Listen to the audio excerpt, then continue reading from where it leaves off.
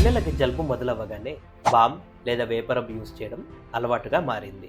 ఈ యాడ్స్లో చూపించినట్టు దగ్గు కానీ, గొంతు నొప్పి, జ్వరం లేదా సర్ది ఉంటే వెంటనే బామ్ రాయడం వల్ల పిల్లలు హ్యాపీగా పడుకుంటారు అని చూస్తాం. ఇలా మీరు నమ్ముతున్నారా?